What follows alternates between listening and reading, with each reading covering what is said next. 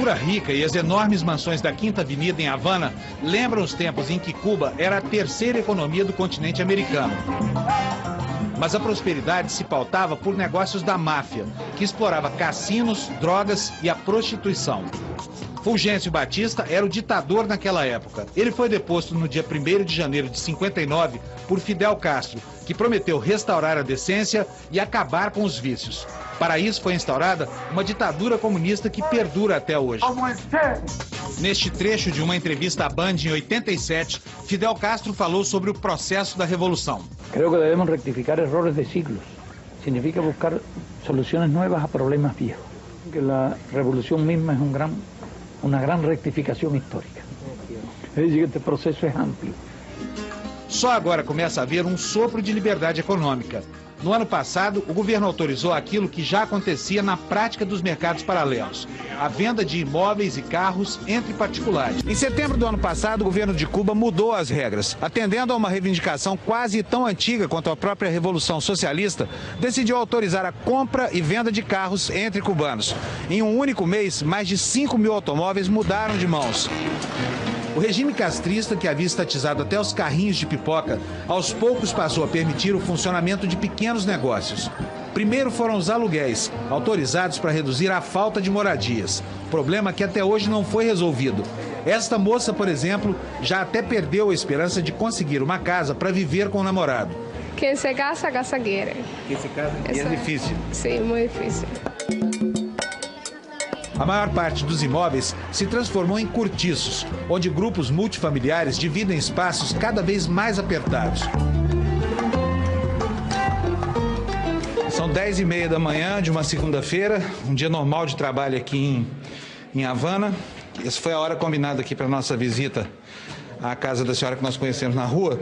Vocês podem observar aqui assim que o prédio está completamente detonado. Não tem luz nos corredores. Buenos dias. Como está, senhora? Muy bien. Um beijo. Entra para que ele tome vídeo. Podemos entrar? Dona Noeves vive com os 2 filhos neste espaço. Tudo aqui remonta aos anos 50. Móveis, eletrodomésticos, os poucos confortos domiciliares a que um cubano tem direito. Aqui todos os imóveis são do Estado. Lo que tú tienes que pagar el servicio, por ejemplo, hay que pagar ya con la terminación de la construcción que no se ha terminado. Nos poucos segmentos da atividade econômica em que é possível abrir negócios privados, surgem nichos de prosperidade. Também foram permitidas associações com empresas estrangeiras. E para enxugar os gastos da máquina pública, o governo pretende agora demitir 1,5 milhão de pessoas. Irina é um dos cubanos que já perderam o emprego. Hoje ela trabalha em um restaurante privado, os chamados paladares, que é uma outra atividade autorizada nos últimos tempos. Não tenho sueldo básico, solamente le digo, depende das ventas de restaurante, se nos paga. Se há muita venta, já o salário subiria um pouco mais. Um percentual? Sim. Atualmente, cooperativas e estabelecimentos privados empregam 16% dos trabalhadores. Mas as contradições de um dos regimes mais fechados do mundo trouxeram de volta os vícios da era Batista. Na ilha mais famosa da América, 2 economias convivem paralelamente. Os funcionários públicos recebem o salário em pesos cubanos, o equivalente a $20 por mês. Só dá para pagar a comida racionada, o aluguel e as contas de consumo. Todo o restante tem que ser comprado em cookies, a moeda dos turistas que pode ser convertida em dólares americanos. Mas só tem acesso a ela quem trabalha com alguma atividade turística, como os táxis e os bares dos hotéis. Para todos os demais trabalhadores, resta apenas a resignação ou a trampa, que é o equivalente cubano do jeitinho brasileiro. E a prática é mais antiga do que muitos imaginam, como já mostrou o documentário exibido pela Band em janeiro de 88, há quase 25 anos. Alguns destes rapazes aguardam turistas para oferecer a preços tentadores coisas típicas da ilha, como rum e charutos. Se o turista mostrar interesse pelos produtos, o negócio pode ser fechado em algum canto dessas estreitas ruas de Havana. Atualmente, as 2 atividades mais lucrativas nos subterrâneos da economia cubana são a falsificação de charutos e a prostituição. Geralmente são camareiras de hotéis e motoristas de táxi que agenciam os programas. Minha amiga é bonita, blanca, de ojos verdes, muito bonita. Tiene bonitas piernas, bonita figura. Bueno, espera que te llame Dani. Sim, senhora. Logo depois, quem liga é a prostituta para acertar os detalhes do programa. Eu me vou banhar e me vou arreglar. Muito bem. Então, enquanto eu termine, eu te chamo à habitação. 1h30 mais tarde, a garota de programa chega ao hotel vestida como uma dama. Na mesa do bar, a mulher conta uma história triste sobre a avó e aceita alguns cookies de presente. Ela é dispensada sem subir ao quarto ou prestar qualquer tipo de serviço. Charutos cubanos, que podem custar até $250 a caixa, são outra tentação para os estelionatários da ilha. Este motorista de táxi nos ofereceu uma caixa dos caríssimos Coíba por apenas $80, menos de 1/3 do preço real. É bueno, é uma falsificação. Eu tenho toda a contrato minha há 20 anos na fábrica. A impressão de quem visita o país é de que o governo tolera cada vez mais as práticas econômicas do submundo.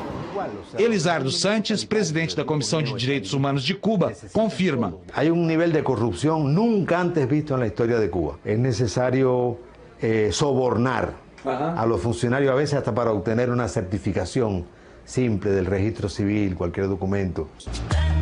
A despeito de todas essas dificuldades, Cuba conseguiu erradicar o analfabetismo e acabar com a desnutrição infantil. O sistema de educação produz cérebros prontos para assumir qualquer encargo pelo país. Pena que boa parte desse talento tem que sobreviver de bicos para complementar o orçamento. Este homem é engenheiro mecânico, mas trabalha como motorista de táxi neste carro, um Fiat polonês do início dos anos 80. Você aqui trabalhando como chofer, você obtém mais plata que como dinheiro. Para Elizardo, a culpa é do governo dos irmãos Castro, que, segundo ele, transformou a ilha numa enorme agência de empregos e vive hoje de explorar trabalhadores que têm contrato com empresas privadas. Ellos son la causa primera de la pobreza y de la desesperanza de la gran mayoría de los cubanos. Em plena sociedade da informação, a ilha de Cuba, com seus 110 mil quilômetros quadrados, continua sendo um lugar jurássico em relação à tecnologia e fechado para ela. Não é por acaso. O país é governado há 53 anos pelos irmãos Castro. Nesse período, o mundo foi globalizado e as democracias ingressaram na era da interatividade. Mas, para os cubanos, o acesso à tecnologia e aos meios de comunicação foi limitado às transmissões das rádios e das TVs estatais. Aqui em Cuba, o governo não permite que ninguém tenha internet em casa. O único meio de acessá-la é no saguão de algum grande hotel como este aqui. O problema é o preço. Uma hora navegando custa entre $8 e $10. Para um trabalhador cubano médio que ganha $25 por mês, é proibitivo, porque equivale a mais de uma semana inteira de trabalho duro. Pouquíssima gente em Cuba já teve oportunidade de navegar pela web. As pessoas nem imaginam o que são o Facebook e as redes sociais. O ambiente sofisticado dos hotéis para estrangeiros virou uma espécie de trincheira para quem luta contra as violações de direitos humanos em Cuba. Um dos nomes mais conhecidos do país é o da filóloga Ioane Santos. Ela criou o blog Generación Y, por onde critica o regime e denuncia atos de violência.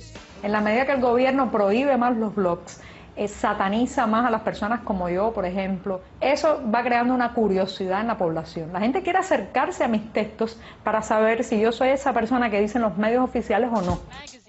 Ioane talvez seja hoje o rosto cubano mais visto no exterior. O interessante é que ninguém dentro da ilha sabe quem ela é. O mesmo acontece com o presidente da Comissão de Direitos Humanos, Elizardo Santos. Criticar al gobierno o no aplaudir al gobierno significa que usted es convertido inmediatamente en no persona. No persona. Usted es una no persona. Yo soy una no persona. Yo no tengo derechos, ninguna posibilidad de nada. A não pessoa Ioane, no entanto, é muitíssimo conhecida do governo local, que segue de perto todos os passos da blogueira. Na semana passada, ela teve negado mais um pedido de autorização para sair do país. Iria participar de eventos culturais no Brasil. Foi a 19ª tentativa frustrada desde que iniciou a guerrilha eletrônica. A conversa com a funcionária do Serviço de Imigração, que lhe negou o visto, foi gravada por Ioane. Mire, para comunicarle que usted no ha sido autorizada a viajar, le entrego su pasaporte. Otra vez, 19 veces. 19 veces. Voy a seguir intentándolo. Inténtelo las veces que usted Y un día voy a volver a salir cuando este absurdo ya no existe. Correcto, las veces que usted quiera, Ioane. O exercício da crítica pode ser perigoso para os dissidentes do regime castrista. Na ilha, o que não falta são presídios. Antes da Revolução, eram apenas 7. Agora são mais de 200, que guardam 70 mil detentos. Muitos têm histórias parecidas com a deste homem. José Daniel Ferrer Garcia é coordenador de um movimento contrário ao regime. Ele passou 8 anos e meio na cadeia por ter promovido uma pequena manifestação. E, de acordo com o que conta, os presos políticos que se rebelam ainda passam por uma tortura psicológica dentro do presídio. Celdas sin luz, sin agua, pestilente, porque no tienen cómo evacuar los excrementos, es decir, se acumulan, no te dan sol, no te permiten. Estuve una vez 45 días sin que me permitiesen afeitarse ni cambiarme de la ropa que tenía puesta. Elisardo Santos afirma que a ilha tem hoje cerca de 50 presos políticos e 3 prisioneiros de consciência. Mas o número pode ser muito maior. Isso porque a lei cubana prevê cadeia até para quem nunca cometeu crime nenhum. Basta con que la policía diga que yo puedo cometer un delito en el futuro, dentro de un mes o dentro de un año o 5. Con esa valoración policial ya uno es inmediatamente detenido, llevado a un proceso sumarísimo y podemos ser condenados de 1 a 4 años. Nós procuramos o governo cubano, que se negou a falar sobre esse e sobre outros temas polêmicos abordados na série de reportagens. Apesar das denúncias de violação dos direitos humanos, o Brasil também se cala sobre o assunto. A presidente Dilma Rousseff, que visitou Cuba há 2 semanas, frustrou os dissidentes. Apesar da perseguição, dos riscos e do silêncio dos governantes estrangeiros, Ioane segue na guerrilha virtual contra a ditadura. Para ela, a democracia pode estar bem perto, e o ponto de partida seria justamente a contradição entre o que a tecnologia oferece, a população deseja e o governo insiste em não permitir. Esas mismas reformas le van a hacer perder el poder, porque es una sociedad durante demasiado tiempo muy cerrada, y en la medida que la gente tenga su propia infraestructura económica, a través del trabajo por cuenta propia, a través de las remesas que vienen del extranjero, van a utilizar esa infraestructura económica como una infraestructura de libertad.